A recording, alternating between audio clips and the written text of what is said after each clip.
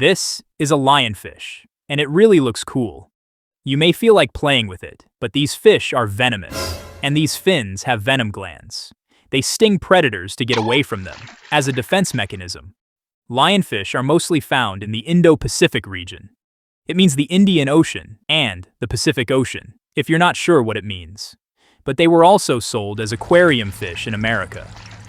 People started buying it as pet fish. Soon they would regret buying it. Maybe the fish was too big for their aquarium, or it was hard to take care of it.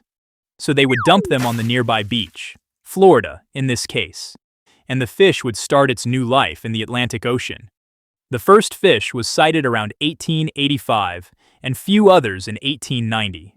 After a few more people dumped them, they started mating and thriving. And now, we see them everywhere.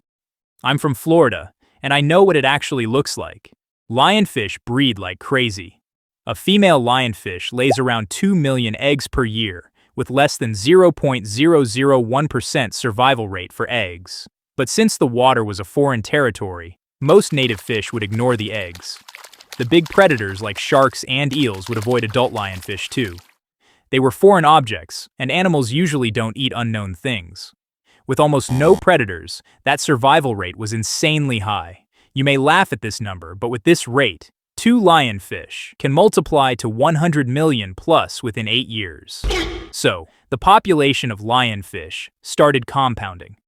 Since defense was not necessary now, they started using venom for offense and started killing native species. They would eat anything from crabs, lobster, fish, clams, and 70+ other species. Lionfish are the biggest enemies of the coral reef. They started killing the creatures that kept the reefs clean. They even started eating parrotfish.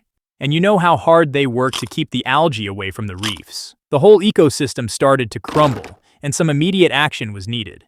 Authorities tried to control it, but since they can survive within 1,000 feet depth, the control was almost impossible. So, researchers are teaching eels and sharks to hunt and eat lionfish. Also, a lot of lionfish catching contests are held in Florida to reduce their population. Anyone can join those events, even you can participate. I took part in a local lionfish tournament last year and caught 17 lionfish. The winner caught around 180. Heh. I took home 3 lionfish and grilled them. They are sweet, buttery, and quite delicious, and provide a ton of nutrients. Just remove the venomous fins and everything else is edible.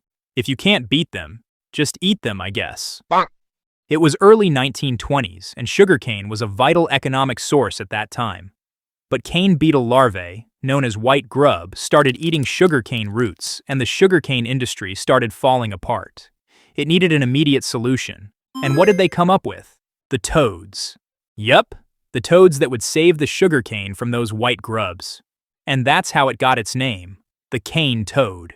But, did it save the sugarcane field? Absolutely not. In the 1920s, Puerto Rico faced the cane beetle problem, so they brought some toads from South America and introduced them to the sugarcane field. They quickly multiplied, but there was a problem. The toads ate every other bug except the white grubs. It even ate the ants that were actually eating those grubs. Now it was a bigger problem. The toads were increasing and eating native reptiles and birds too. And the whole ecosystem of Puerto Rico started to degrade. Around 7 years later, Hawaii faced the same sugarcane problem. They saw the result in Puerto Rico and said, "We are smarter than them. We can easily handle this." So they brought some toads from Puerto Rico. Around 3 years later, in 1935, they labeled it as invasive species. Yup, they couldn't control its population and it was destroying their ecosystem too. In 1935, Australia faced the same sugarcane problem. They watched the failed attempts of 2 countries and learned that those 2 are idiots and we are smart, so we can easily control the toad population. With confidence, they brought 102 toads from Hawaii. They tried their best, and yet, after 15 years in 1950, Australia labeled the toads as, yup, the invasive species. The cane toads are voracious eaters. They swallow anything that fits in their mouth.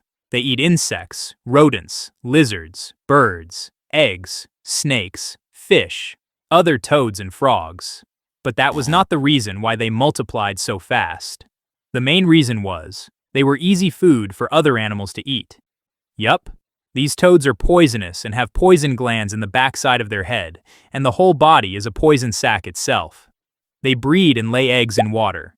Even the eggs in tadpoles are poisonous too. Water snakes, turtles, and fish started eating those eggs and tadpoles. Land animals like quolls, goannas, rats, snakes, and birds started eating adult toads. As a result, a large number of these native animals started dying. Even crocs started dying eating these toads. The animals then started avoiding the toads. With no one to kill them, their population exploded. Authorities tried everything. They even paid local people to kill the toads, whack them with golf bats, shoot them, stomp them, and whatnot. But nothing worked. Scientists even discussed releasing STD for toads. I'm not sure if they did that or not. As of now, there are more than 200 million toads, and native animal population has decreased by more than 70%. The country has spent millions of dollars for this cause. But nothing has worked till now. There has been some discussion about bringing some new species to kill those toads naturally. Hope it goes well this time. This is emerald ash borer, or EAB for short. This half-inch beetle may look really beautiful, but it is the most dangerous insect you have ever witnessed in your life. Native to China, Russia, Japan, and Korea, it has become a pandemic in North America and has caused damages worth billions, and is not showing any signs of slowing down. As per how it entered here, researchers say it might have entered North America in wood packaging materials from China in the late 1990s. The main target of this beetle is the ash tree. The adult EAB feeds on ash leaves, so it's not much of a concern. The problem arises when it starts laying eggs. The beetle searches for cracks in the tree bark and lays eggs there. It can lay around 80 to 100 eggs in different cracks of the same tree. And when the eggs hatch into larvae, the countdown begins. The larvae feed on phloem and cambium, and to reach it, they must drill inside the inner bark layer. If you don't know, photosynthesis makes food for the plant, and phloem carries that food to different parts of the tree. Phloem acts as a food distribution network, and cambium is the layer that creates new cells of xylem and phloem. To make it simple, xylem is the wood part of a tree, phloem is the bark. And when the larvae reach the inner bark, they move around eating the phloem and cambium. This damages the food supply of the tree, and since they eat cambium, no new cells are there to replace it. Now, the tree starts to starve. Multiple larvae from trunk to branches increase the tree's stress level. There can be as much as 80 larvae per tree. With no food to eat, the tree gets hungry and dies within 3 to 4 years. In the last 20 years, more than 100 million ash trees were killed by these half-inch bugs, and they won't stop until all the 8 billion ash trees in Northern America are wiped out. Some wasp species from China are being introduced to these areas. The wasp lays eggs in beetles' larvae, and wasp's larva kills that larva. It's the natural enemy from the homeland. I hope the wasps don't become the new invasive ones. If that happens, God save America. This is a camel. Yup, everybody knows it. It's literally a wonder of nature. Whenever I see this guy, I remember, and the God created camel joke. I'll tell the joke in some other camel video. For now, let's see what this animal has invaded. For this, we have to go back to Australia again. Camels are called ships of deserts because they can walk 250 miles or 400 kilometers in the desert without drinking water. Yup, they are the sand ships. Since the British were invading Australia in the 1800s, they needed something to transport the goods. Australia being 70% desert or arid land, camels were the perfect vehicles. So, they brought some camels to carry the loads. It was so effective that they started bringing more and more camels from the Indian subcontinent.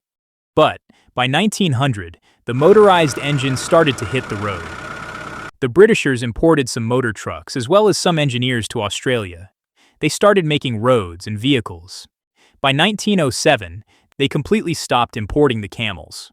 Since the motors could do all the travel and heavy lifting, all 15,000 camels became almost useless, except for luxury riding. which they didn't do anyway. Returning them back was a pain in butt for them. So when it was time to leave, they chased all the camels to the wild and left the country. Yup, that was the way of Britishers, creating the problems before leaving. No one cared much for almost a century. They just enjoyed the arid climate and started multiplying. From those 15,000, they reached around 1 million in the 2010s, and it was a red alert. They started drinking up entire lakes and consuming all the available plants. The native animals that depend on those lakes and grass started dying, and it was an ecological disaster. With a 10% growth rate and no predators, camels could double the population in just 8 years. They even started entering human settlement and roads. So thousands of camels were shot, either from the ground or from the helicopter. Around 5,000 camels are killed every year for meat and leather. But this isn't putting a dent on the problem. I hope they start domesticating those feral camels and use them for food, milk, and leather. It could be a stable income industry in my opinion. But if left unchecked for next 4 decades, there will be more camels in Australia than the entire world's combined. And there are 35 million camels in the world.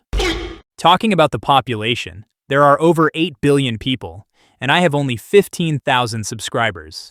But I love you guys.